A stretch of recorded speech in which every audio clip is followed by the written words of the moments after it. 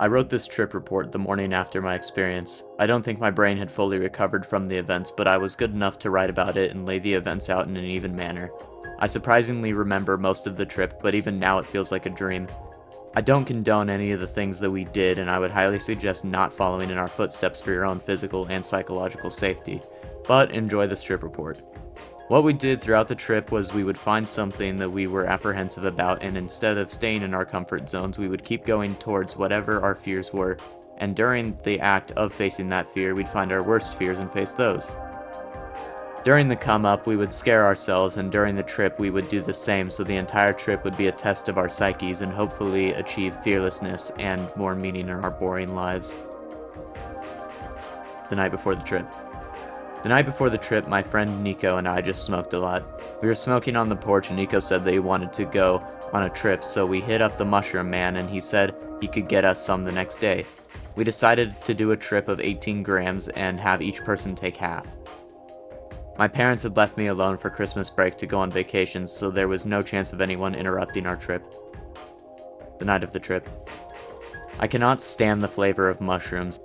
I've tried to work myself up to tolerating the flavor, but I still haven't worked myself up to being able to eat them without wanting to puke. I made popcorn and ate the 2 grams of mushrooms with it, which completely covered the flavor of the mushroom. We went back onto the porch and started to smoke even more. We each took turns passing the pen back and forth. Nico tapped out because he was coughing too much. I kept taking hits. While on the porch, we started to get bored and decided we were going to have a great trip. This is when, in our hyped state, we decided that we had to pass a test and go through a trial to meet with our inner selves and find true meaning in our lives. And of course, our trial was to feel true fear. Second dose. We ate the rest of the mushrooms with Nico eating them with nothing for some reason and complaining about the flavor the entire time. I ate the mushrooms with popcorn again, which also perfectly masked the flavor. We smoked about 1 gram and waited a while before deciding that we needed to start our challenge. This is the exact moment the trip started to go downhill. We sat on the couch and turned off all the lights. The dog came up to us needing to go to the bathroom, and we became infatuated with the dog, and I made a joke about it being a spirit animal. I sobered up for a few minutes to take the dog out and then came back into the house. I turned on the Silent Hill movie on the television and started watching it. While watching the movie, we spent 10 minutes trying to find the name of a scary video that turned out to be from a channel called The Walton Files. This video is about a bunny and a fox that go into a house during Halloween, and there's, like, noises in the basement. It's not the scariest, but for me, at the moment, it made me feel really apprehensive about our idea to scare ourselves. During the video, I saw a reflection of something in the glass door leading to the porch. I looked at it, and it started to look like a face from a nightmare I had when I was younger. I kept staring at that face, which morphed into a galaxy with a rolling blue planet that collided with a much smaller star, creating a purple explosion of color. The big blue planet morphed into a second blue planet that was placed right next to it, and the 2 planets smothered the star in a beautiful spectacle that took away my attention from the video we were watching. Nico tapped my shoulder, bringing my attention back to the video, which had a bloody bunny creature on the screen that startled me. I tried to watch the video, but my attention span was nothing. After watching the video, we decided we were going to go on a walk around the block to elevate the tension of the challenge. We walked around the block, and I would look at certain dark places that were scary, and my brain would stamp the image into my brain as I looked at it. My head felt like a camera as I would look at dark corners that scared me and zoom into them, and that image would be perfectly remembered in my brain like taking a picture. After the walk, we went back out onto the porch to smoke more. There was a loud ringing in my ears, but I ignored it and was looking at the sky. It was the most amazing thing I had or have ever seen. There were 2 rockets near the moon that left trails of smoke that spiraled like strands of DNA. The sky below the moon was a deep purple nebula, while above the moon was an infinite blackness that felt like it was pulling me from the ground. I looked down and my feet were part of the deck we were standing on, and I chuckled at the idea that the deck was saving me from space. At this point, I'm high out of my mind, and the mushrooms have nearly taken over my brain. Nico began to look nervous and asked to go inside. I said I wanted to stay longer, but he was acting all tweaked out, so we went back inside. Once inside, we played games while laughing and giggling like idiots.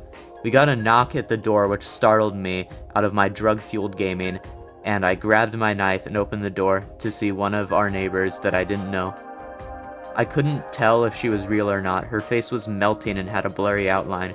She said, "Can you two help me lift the fence back up?"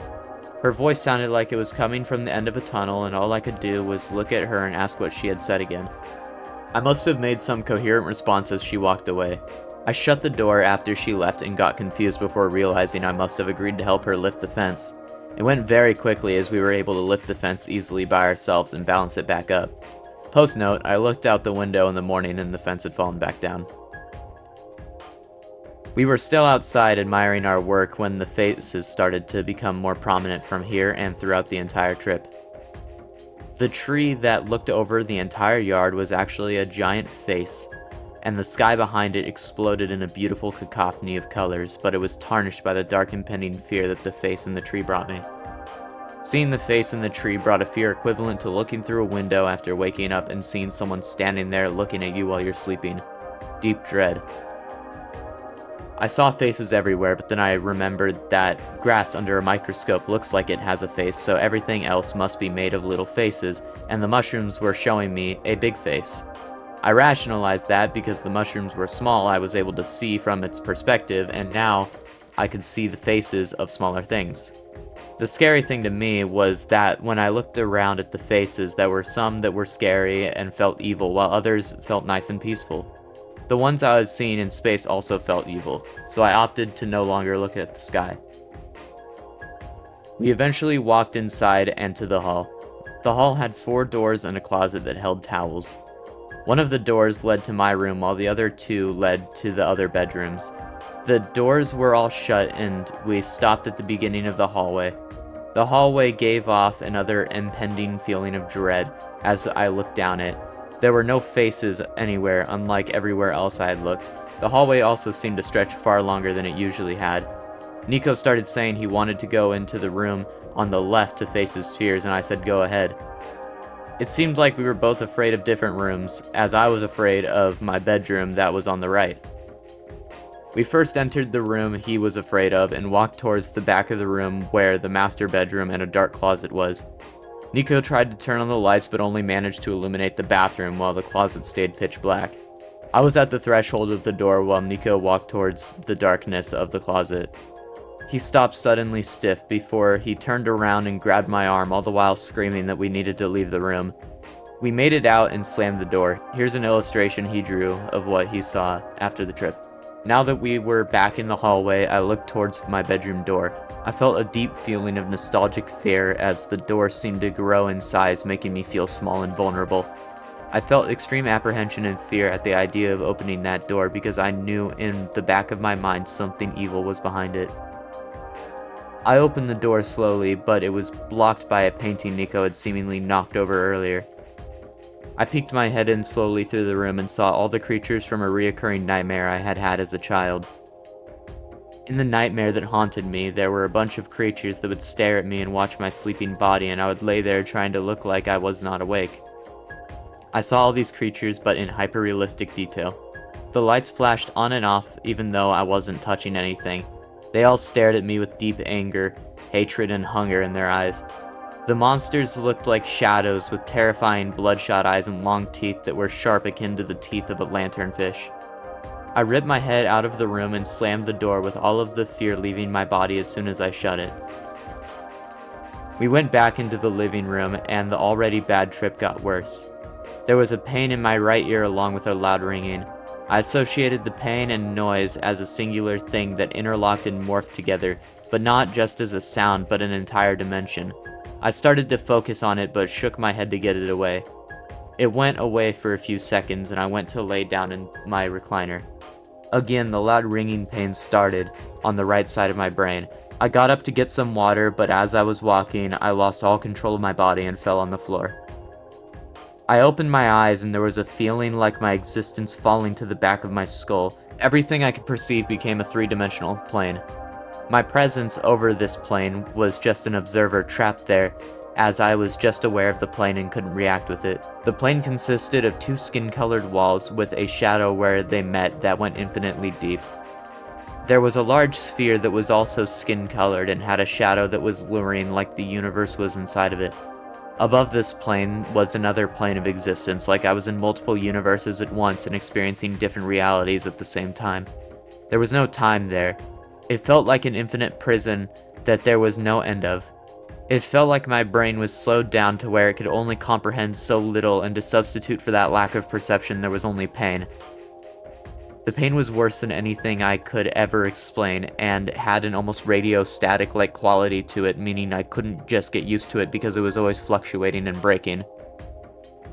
While laying there, existing in the prison, I felt my mind wanting there to be someone else there, like a god, but no matter how much I looked, there was no god or reprieve from the pain.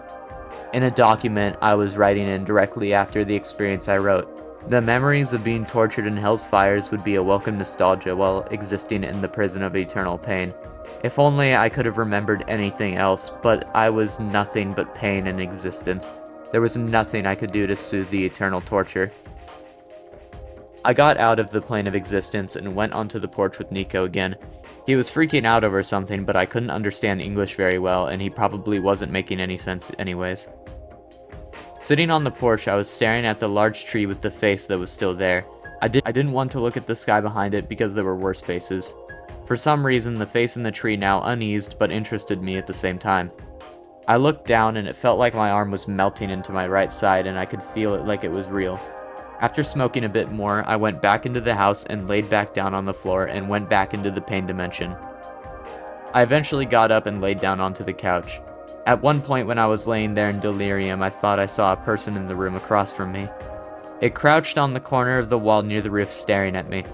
The creature screamed and jumped at my face and clawed at my right eye. I flinched hard and covered my face with my hands. It felt like a sharp knife pressed against my eyeball, but before it could do any damage, it had disappeared. It had left a tingly presence where it had grabbed, and I was shaking for a few minutes after. The pain and noise came back again while I was laying down, and in my mind's eye I saw an infinite amount of sharp claws clawing at my frail sanity.